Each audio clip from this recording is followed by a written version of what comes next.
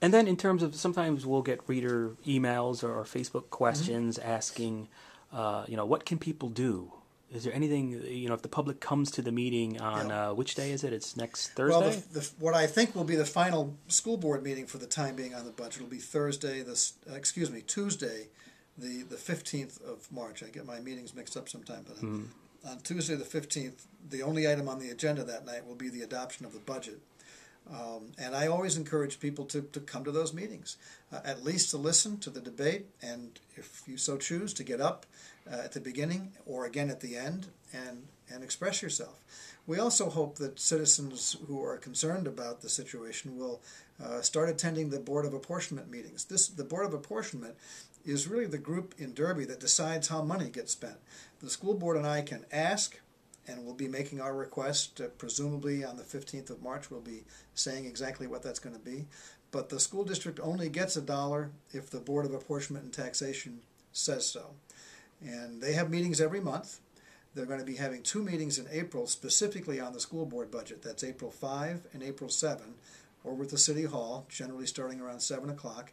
And that's the group that needs to be persuaded that a substantial investment is called for in the public schools. So it's helpful to talk to the school board, but if the Board of Apportionment is not convinced of the merits of the request, they then decide what the bottom line is going to be, and that leaves the school board in the very unenviable position of sitting in June, typically, and making even more cuts. And at that point, we know what the bottom line is going to be because the Board of Apportionment has told us, and we're legally bound to get down to that number. And unfortunately, in my experience, it's only at that June meeting when everybody shows up. Don't cut sports, don't cut all-day kindergarten, don't cut professional development, don't cut, the list is endless. And the school board's sitting there, and they have to cut. Last year we had to cut several $100,000 out of the budget on the 10th of June. And by the time we get there, the decision has in effect already been made, because the Board of Apportionment makes that bottom line decision typically in late May, and the school board has no choice but to get to that number.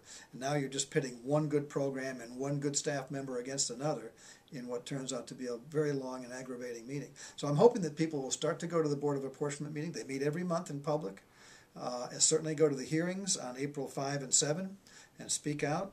And I hope we can make the point that even though a majority of taxpayers do not have children in the schools, that the public schools are a community asset and they are valuable to all of us. We all want to see a well-educated citizenry, youngsters who know how to behave as good citizens, who know how to get a job and pay taxes and go to college and all that good stuff. We want our homes to be of value.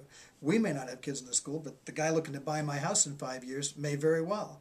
So beyond the interest in doing right by the next generation of children, we also have a selfish interest as a community and as homeowners to have a good school system that we can be proud of. And there's a lot to be proud of in what goes on in our schools.